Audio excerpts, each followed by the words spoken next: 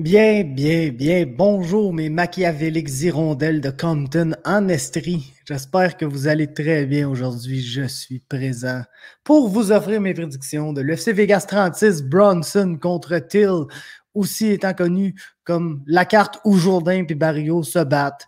Et puis, honnêtement, je ne vais pas chialer sur cette carte-là parce que c'était vraiment supposé être une bonne carte. Il y avait, je pense, Gustafsson contre Paul Craig. Il y avait plusieurs combats très intéressants sur cette carte-là.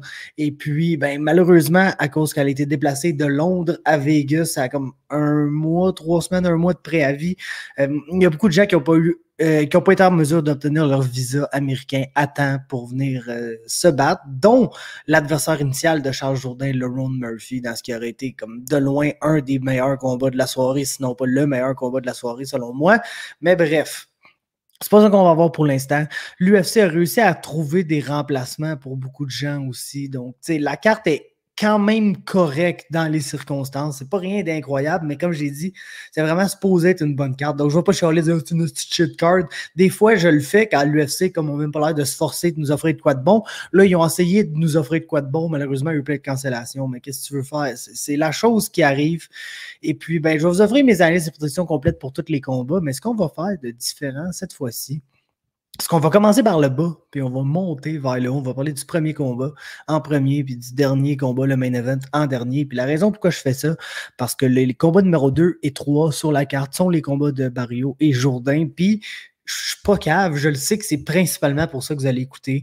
Puis, tu sais, je vais pas parler de tout ce de Alex Morono contre David Zawada pendant 15 minutes, puis vous faire attendre une demi-heure avant de vous parler des deux seuls combats qui vous intéressent à la carte. Je suis pas un gars de même, je veux pas milk le view time à ce point-là, j'en ai rien à foutre, on va straight to the point. Donc, on va commencer avec le premier combat de la soirée. Sur les prelims, Jonathan Martinez, Marcelo Rojo, un visage connu qui fera ses débuts à 135 livres, qui est vraiment sa division. Et puis, il affronte Jonathan Martinez. Et puis, honnêtement, j'ai été vraiment surpris que Jonathan Martinez perde. C'est le genre de gars, on dirait que je le trustais pas vraiment, puis il gagnait, puis il gagnait, puis il gagnait. Puis à un moment donné, je me disais, hey, je pense que je le truste à cette heure parce que il gagne genre, la majorité de ses combats, puis il a un bon Muay Thai, un bon clinch game. Le gars, il est créatif, il est capable de sortir des attaques un peu de n'importe où, puis qui réussit à surprendre ses adversaires, surtout des coups de genoux, soit dans le clinch ou en sortant du clinch. Et puis, c'est ça, je trouvais qu'il est de mieux en mieux capable d'éviter de se retrouver sur son dos trop longtemps et puis ces choses-là. Donc, bon petit combattant. Puis il arrive contre Davy Grant, qui est le gars que je peux jamais pick un fight de Davy Grant comme faux, là, basically.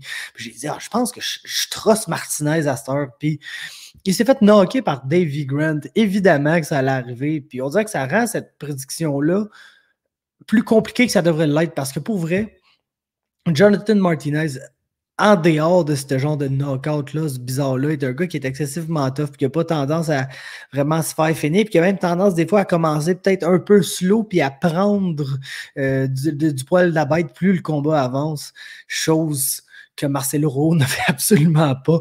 Marcelo Rojo, d'un, est très bon, c'est un bon boxeur, mais c'est presque uniquement un boxeur, donc ça limite un peu ses attaques. C'est pas un grand kicker, c'est pas un gars qui va essayer vraiment de grapple plus qu'il faut non plus. Donc, tu sais pas mal à quoi t'attendre avec Marcelo Rojo. C'est un gars qui travaille derrière son jab. Sa technique est quand même belle, mais il fait pas mal toujours les 2, 3 mêmes choses. Ce qui fait qu'il, des fois, même souvent, je vous dirais, il y a du succès en début de combat, mais plus le combat avance, plus c'est facile pour son adversaire de le figure out un peu. Puis honnêtement, il y a beaucoup de third round knockout là sur sa fiche. Puis ça me porte à croire que je pense pas qu'il va arriver là puis spark Jonathan Martinez avec de quoi de surprenant au premier round, qui est la manière dont il finit la majorité de ses adversaires. Puis honnêtement, si le combat est pour durer, je pense que Jonathan Martinez a des très bonnes chances de prendre le dessus dans ce combat-là. Puis puisque Raw semble être un gars qui se fait finir au troisième round, je vais y aller avec un TKO au troisième round ici pour Jonathan Martinez. Ça nous mène à un combat chez les middleweight. Dalcha Lungiambula, Marc-André Barrios. Et puis tabarnouche, man. C'est un bon combat pour Marc-André Barrios. C'est vraiment là, excellent combat pour Marc-André Barrios. Je pense que je pourrais même pas faire mon gag de genre, je vais pick contre Barrios parce que dans le fond, à chaque fois que je piquais Barrios, il perdait dans ses premiers combats. Fait que j'ai juste décidé de pick contre lui, même si je pensais qu'elle allait gagner. Puis il s'est mis à gagner. Mais là, écoute, je peux pas faire la joke de genre, je vais pick Dalcha ici parce qu'honnêtement, écoute, Le gars, c'est un top control grinder, peu actif. Autant debout qu'au sol. Il est juste très gros et explosif. Je sais pas c'est quoi là. Je vais aller direct là sur ESPN, là, voir la différence de reach et de grandeur. Je pense que Barrio, c'est pas un gars qui est grand, Dalcha. C'est vraiment une petite boule de muscle super explosive qui veut. Ouais, c'est ça, 5 et 8. Il me semblait tout. C'est pas un grand combattant du tout. Quand même plus de reach que Barrio, même s'il donne toute cette grandeur-là à Barrio, mais je pense pas que ça va être un facteur dans ce combat-là de loin. Parce que, écoute, Dalcha est dangereux au premier round, mais dangereux dans le sens que le gars, c'est un peu Yannish, mais pas actif. Le gars, il a une main droite, puis le gars, il a un esti de gros takedown de lutte ou de judo dans le clinch. C'est un judoka, le gars. Fait qu'il peut te lancer un peu dans le clinch. Puis quand il est sur le top, comme j'ai dit, il est vraiment peu actif. Puis Marc-André Barriault, non seulement était immensément tough, on l'a jamais vu se faire finir, mais encore moins, on l'a jamais vu même se faire ébranler plus qu'il faut. Fait que je pense pas qu'il va se faire surprendre par genre les gros punchs explosifs, mais quand même lents et prévisibles de Dalcha. Ça se peut qu'il se fasse takedown au premier round, mais Barrio, il accepte aucune position, jamais. C'est vraiment ça, sa gimmick, lui, c'est de travailler fort, de continuer d'aller de l'avant, d'essayer de lancer ses mains, d'être puissant, mais surtout d'être un troc. C'est un adversaire qui est tellement dur à affronter, Marc-André Barrio, à cause de son aspect physique, là, vraiment plus que tout. C'est un gars qui wear sur ses adversaires. Étrangement, il a gaz out la majorité des gars contre qui il s'est battu. Puis même des gars qui n'ont pas tendance à gas out dans leur combat se sont retrouvés au troisième round fatigués contre Marc-André Barriault qui continuait d'avancer puis qui commençait d'avoir de plus en plus de succès avec ses mains puis avec ses choses au troisième round de ses combats. Je vois pas comment Barriault gagne pas ce combat-là, honnêtement. Là. Parce que l'affaire qu'il faut vraiment préciser, c'est que oui, Barriault a tendance à gas out ses adversaires, même quand il a du cardio. Dalcha a un round écart de cardio. C'est juste ça. Donc, je pense que c'est un combat que Marc-André Barriault va gagner assez facilement. Je dirais probablement par TKO au 2 ou 3e round. Je vais y aller avec un 3e round ici, là, honnêtement, en faveur de Marc-André Barriault parce que Dalcha va tellement être gas-out. C'est un gars qui gas-out. Fait que je vois pas comment Barriault, qui est juste tellement actif, qui force ses adversaires à travailler. Peu importe son haut, que ce soit debout, il est actif avec ses mains. C'est pas un gars qui prend vraiment son temps là, pour faire les choses. Avance, met du volume sur son adversaire. Même chose quand il se fait takedown, donc il est dans le clinch, on le sait, il est absolument redoutable avec ses uppercuts, avec son dirty boxing en général. Au sol, quand il se fait takedown, jamais accepte aucune position. Donc, il va tellement faire travailler son adversaire qu'il va le faire gasser rapidement. Puis, d'après moi, ça va faire que l'autre va tellement manquer de jus qu'il va être facile à TKO. Là, comme un peu, il a fait comme contre Abou Azator, mais un peu plus rapidement dans le combat. Donc, Barriault TKO, 3e round. Ensuite, Charles Jourdain, Julian Erosa. Écoute, en termes de remplacement, c'est pas mauvais du tout parce que c'est encore un combat assez difficile pour Charles ici, on s'entend. Moins difficile que le chum, le Ron Murphy. Là. Le Ron Murphy, c'est un des top prospects dans la division. Ça allait être de loin le meilleur adversaire que Charles Jourdain avait affronté.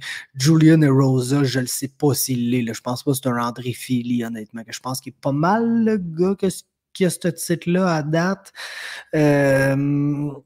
Écoute, Erosa, l'affaire avec lui, puis ce qui rend le combat vraiment intéressant, c'est que comme Charles, il prend du poil de la bête, plus le combat avance. Et Charles Jourdain, là, dans ses derniers combats, a vraiment démontré qu'au 3e round, il était à son meilleur. Peu importe comment le combat allait avant, il sortait avec des 3e rounds de fou. Il y a 18 coups-libres dans le combat qui a fini en draw, qui est un combat qu'il fallait qu'il fasse de quoi, sinon il perdait.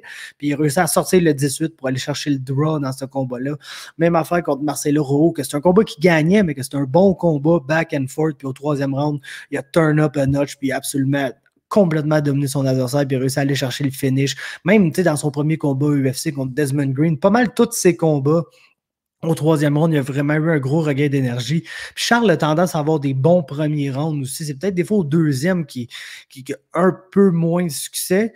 L'affaire, c'est que Julian Erosa aussi, c'est ça l'affaire. Son plus gros problème, c'est de se faire spark au premier round. C'est là où il y a le plus de difficultés. On dirait que ça lui prend un peu de moment pour se mettre dans le combat. Puis quand il est dans son combat, il bouge quand même bien sa tête. C'est un gars qui est très, très grand pour la division. Là, mesure 6'1 ou 6'2.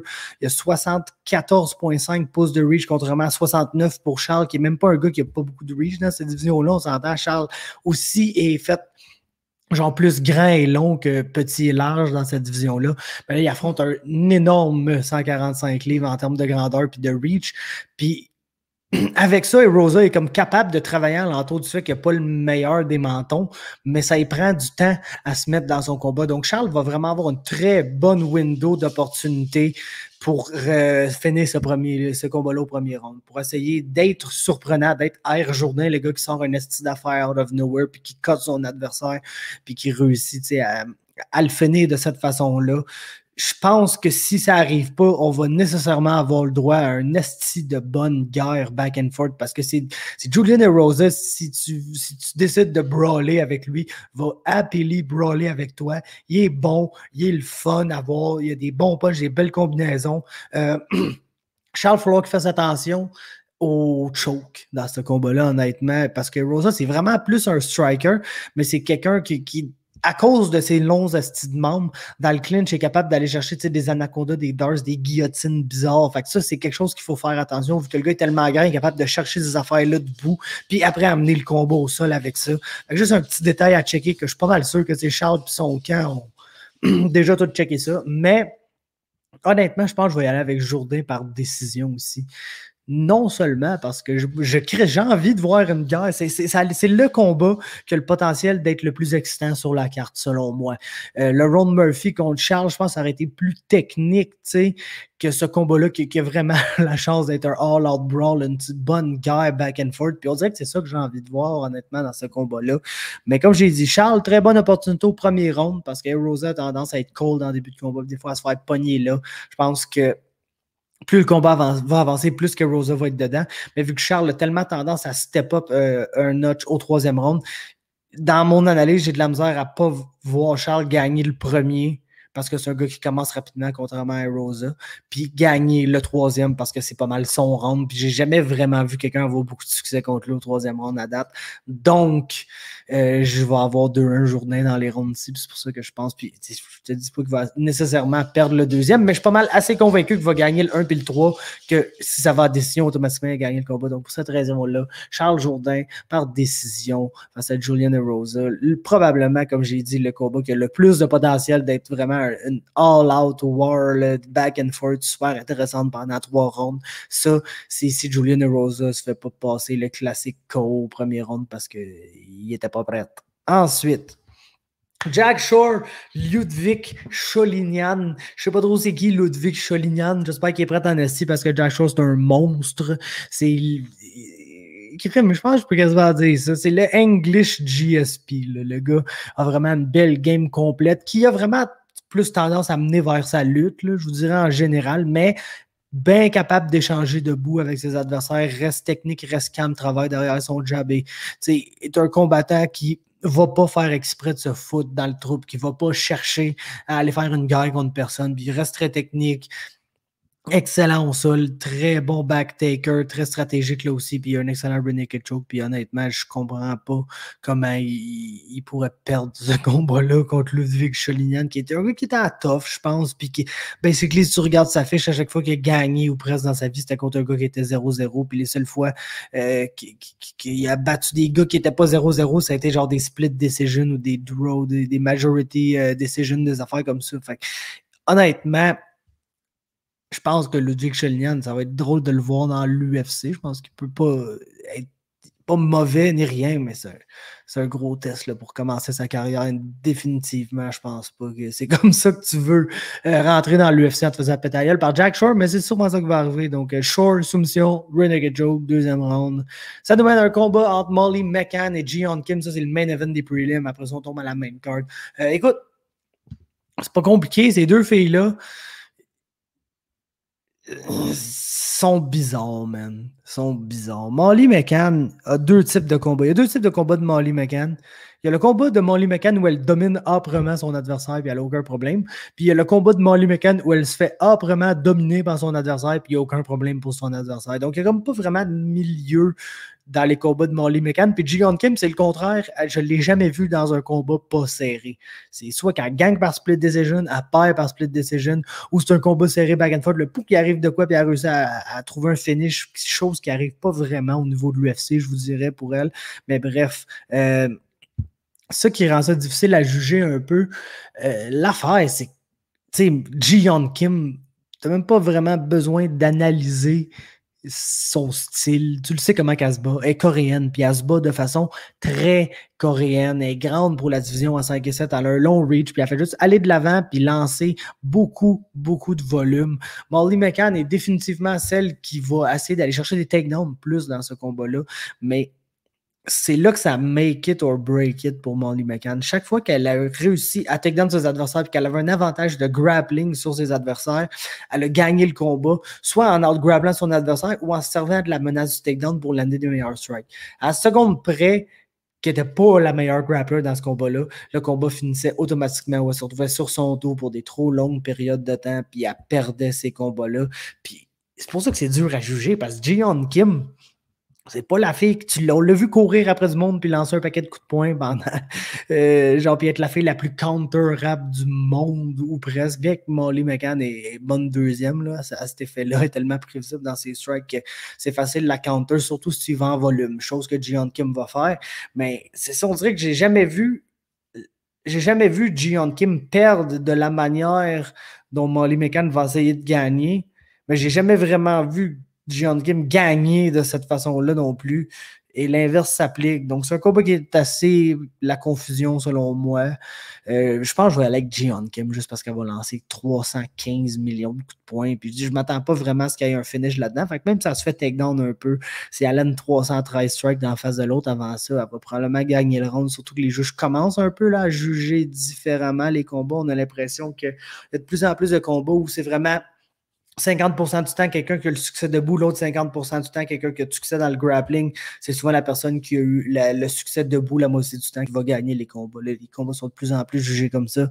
Fait qu'en tout cas, Ji Yeon Kim, ici, par décision. Et puis, ça nous mène à Paddy Pimblett. Hey, les débuts très attendus de Paddy Pimblett, qui essaie vraiment de se faire des amis sur Twitter, puis partout, là, en général. Et il affronte Luigi Vendramini, qui ne devrait pas être une très grosse menace pour lui. Là, je vous le dis, c'est un combat qui est assez bien booké ici. On comprend clairement qui l'UFC veut essayer de pousser. Paddy Pimblett, il est drôle. Il me fait rire comme fighter parce que c'est quelqu'un qui arrive, puis quand tu le regardes, de la manière qu'il bouge, de la manière qu'il fait les choses, t'es genre, ouais. Ce gars-là, il a l'air de vouloir striker. Il a l'air de vouloir faire ça. Puis lui aussi, il a l'air convaincu qu'il veut striker dans ses combats. Puis là, il essaye, puis ça marche moindrement. Puis là, il se met à lutter. Puis c'est là qu'il a tout son succès. Tu te rends compte que le gars, c'est un bien meilleur lutteur puis top control grappler que striker. Comme un peu Leon Edwards, sauf que Leon Edwards est vraiment un bon striker aussi. Contrairement à Paddy Pimblett, que le pauvre dude, il mesure 5 et 10, il a un bon reach là, pour cette division-là, puis souvent, il est incapable de gérer la distance entre lui et son adversaire. Il est toujours en train de se punch into the clinch, mais Luigi Vendramini, honnêtement, c'est pas un mauvais grappler, mais c'est un gars qui n'est pas une super takedown defense puis qui risque de passer comme 8, 9, 10 minutes de ce combat-là sur son dos, là, si tout va bien pour Pimblett. Donc, j'ai pas vraiment d'avenue à la victoire pour lui ici dans mon analyse. Donc, j'ai Pimblett par décision. Ça nous mène à Modestas Bukauskas face à Khalil Rountree. Et j'ai Modestas Bukauskas parce que Khalil Rountree trouve un moyen de perdre à tous ses combats, que ce soit en se faisant take-down brutalement ou que ce soit en se faisant complètement outstriker parce qu'il est inactif ou peu importe. Khalil Rountree, je ne sais même pas c'est quand la dernière fois que je l'ai vu gagner, puis son dernier combat contre Marcin Prachnio, c'est complètement fait outstriker. Puis Bukauskas est quand même capable de faire ça, pourrait même aller chercher des takedowns, ça serait la voie facile dans ce combat-là. La seule affaire qui m'inquiète, c'est qu'il a tendance, quand il kick, à vraiment pas monter sa main pour se protéger, puis à se retrouver genre le menton bien haut, en déséquilibre en lançant un kick, puis Khalil Rountree peut te knocker avec un punch. S'il y a une chose qu'il peut encore faire, c'est ça. Donc, C'est même pas un pic confiant. Puis ça, c'est juste pour vous dire à quel point j'ai pas beaucoup confiance en Bukauskas en général, parce que n'importe quel combattant, c'est-à-dire en qui j'ai moindrement confiance en ce moment, je le piquerais là, facilement pour battre Khalil Roundtree. Je pique quand même Bukauskas, mais c'est pas le pic le plus confiant que j'aurais fait aujourd'hui. J'y vais par décision. Ensuite, Alex Morono, David Zawada. Tu sais, quand tu parles du mid-level welterweight fighting, c'est pas mal ça. Alex Morono, on le sait ce qu'il fait. Il a l'air beaucoup meilleur qu'il était dans son dernier combat parce qu'il a knocké Cowboy Cerrone. Puis c'est comme pas quelque chose qui arrive souvent qu'Alex Morono qui knock des gens, honnêtement. C'est juste pas full son style. Et puis, David Zawada, pour sa part, est un combattant qui est bon, qui va être plus technique, selon moi, sans aucun doute, le plus technique qu'Alex Morono, autant debout qu'au sol, mais je sais pas, il y a de quoi dans le style d'Alex Morono qui fait juste que dans ce genre de combat-là, il gagne juste par sa physicalité, un peu à la Marc-André Barriault, quand on y pense. Tu sais, tu vas avoir Zawada qui va facilement se mettre sur son basic dans ce combat-là, puis essayer de garder sa distance, lander un beau jab clean, lander des beaux kicks clean. Il va avoir un peu de reach aussi sur Morono, donc il va essayer de le garder à B avec son footwork, et puis ça va tout bien paraître, ça va être beau, ça va être clean techniquement, mais Alex Morono, bien que c'est pas un athlète spectaculaire, là, loin de là, c'est probablement un des combattants les moins athlétiques de la division. Puis c'est pas quelqu'un qui est vraiment puissant non plus, mais il a pas peur, il avance, il met des combinaisons ensemble, il lance plus de 5 punches significants, 5 strikes significantes par minute. Donc, c'est juste quelqu'un qui va aller de l'avant, qui va s'en sacrer de toutes ces choses-là, puis qui va essayer de mettre du volume sur son adversaire. Puis, au niveau du sol, tu sais, Zawada a une très bonne garde, est je pense, pas mal meilleur grappler que striker, bien qu'il n'y a pas full de manière d'amener le combo au sol. Fait que des fois, il finit juste par pull guard, puis des affaires comme ça. Puis oui, il y a une bonne garde, mais Morono est quand même un... C'est un gars qui connaît ses limites, vraiment. Puis ça, il faut apprécier ça parce que souvent, les fighters sont un peu delusional à cet effet-là. Mais Morono, il connaît ses limites, ce qui fait qu'il ne va pas essayer de faire de quoi de cave au sol. Il va vraiment garder ça, ce bread and butter. S'il a à se retrouver dans la garde de son adversaire, il va garder ça bread and butter, va essayer de ne pas se mettre dans le trou, de ne pas mettre ses bras à des places fucked up pour se faire passer un armbar, un triangle, quelque chose comme ça, puis vraiment essayer de travailler là, soit pour se relever debout, soit pour lander du dommage sur son adversaire, mais honnêtement, je sais pas, j'ai juste l'impression que c'est Morono qui va gagner ce combat-là parce qu'il va aller de l'avant, puis il va mettre des combinaisons ensemble, puis Zawada essaye d'être trop beau puis trop technique, puis ça fait que c'est beau quand ça marche, mais ça marche pas autant souvent que Morono qui, ça va être tout à son avantage aussi d'essayer de rendre ça dirty, d'essayer de clincher le plus possible, de lander au corps sur son adversaire pour limiter son mouvement, peut-être des leg kicks, des calf kicks, ça pourrait être bien aussi. Fait que je pense qu'on va faire toutes ces affaires-là, va probablement gagner par décision. Ça nous mène au co-main event de la soirée. Thomas Penal, Sergey Spivak, et puis tabarnouche, si Sergey Spivak met la main sur Thomas Penal, puis il l'amène au sol, ça me surprendrait pas qu'il l'out-grapple dans ce combat-là. L'affaire, c'est qu'on l'a vu la majorité, ben pas la majorité du temps, mais souvent quand Sergey Spivak perd, c'est parce qu'il se fait complètement allumer au premier round. Puis tu le sais que Thomas Penal est capable de faire ça. Puis c'est un énorme heavyweight, 6-5, il y a beaucoup de reach. Autant que Spivak, là, je suis surpris de voir ça quand même, mais il est excessivement actif, lance du volume. C'est pas le heavyweight qui va rester à range puis juste essayer de lander des grosses bombes. C'est quand même du bon footwork, il est mobile pour un gars de 6-5, il lance assez rapidement aussi pour un gars de cette grosseur-là. Puis il n'a pas peur de lancer en combinaison puis d'essayer de te faire mal avec son troisième punch plutôt que juste essayer de te swinger une grosse main droite ou un gros crochet ou quelque chose qui fait mal puis qui a beaucoup d'impact mais que tu vois venir facilement. Donc, je pense qu'Aspinall, autant c'est un combat qui est assez dangereux, c'est dur, il y a exactement le profil de fighter qui ont tendance à knocker Sergey Spivak au premier round. Donc, c'est exactement ça mon pick dans ce combat-là. Ça va être Thomas Aspinall par KO au first. Ça nous mène au main event. Darren Till, Derek Brunson. Puis honnêtement, Je pensais que j'allais avoir vraiment plus de misère à piquer ce combat-là que j'en ai. Puis je pense que Derek Brunson va gagner assez aisément là, sur Darren Till. Surtout la nouvelle version de Derek Brunson, Sanford MMA, qui a des mains, qui est de plus en plus capable de travailler alentour. Parce qu'on s'entend, il est tough, Derek Brunson. C'est pas le combattant qui a le meilleur menton, par exemple, mais je pense que les KO, là, ce qu'il y a eu, c'est vraiment parce que c'est un esti de madman, là, il a eu tendance, il y a eu une passe de Derek Brunson. Il est arrivé comme un vraiment boring wrestler dans l'UFC. Ensuite, il y a eu sa passe de complet madman où il courait après ses adversaires, puis soit il est knocké en 1 minute ou il se faisait knocker en 1 minute. Puis là, on a vraiment la troisième évolution de Derek Brunson où il est de plus en plus actif avec ses mains, de plus en plus confiant en sa boxe, puis ça rend sa lutte encore meilleure parce que c'est difficile de savoir qu'est-ce qu'il va faire vraiment. Parce que Derek Brunson peut aisément, d'après moi, arriver dans ce combat-là, puis juste lander plus de volume, puis dealer avec Darren Till. Il va avoir plus de reach que Darren Till. C'est pas un gars qui se bat comme un Darren Till qui est vraiment là, un sniper at range. Mais écoute, tu sais, l'UFC compile les stats de significant strikes lancés par minute. Puis quelqu'un qui est un volume striker va être à 5-6 en montant. Quelqu'un qui est un striker avec un output normal va être à 3.5 jusqu'à 4. Brunson est à 3.46, qui fait de lui quelqu'un bien dans la moyenne. Là, pas quelqu'un qui a un gros output plus qu'il faut. Quelqu'un bien dans la moyenne. Darren Till est à 2.27. Darren Till, 100% de ce qu'il fait, c'est être mobile, sautiller sur ses pieds at range, lancer un jab une fois de temps en temps, lancer une grosse main gauche qui pense qu'il va knocker quelqu'un avec ça à chaque fois qu'il la lance, mais il la lance 0.4 fois par round.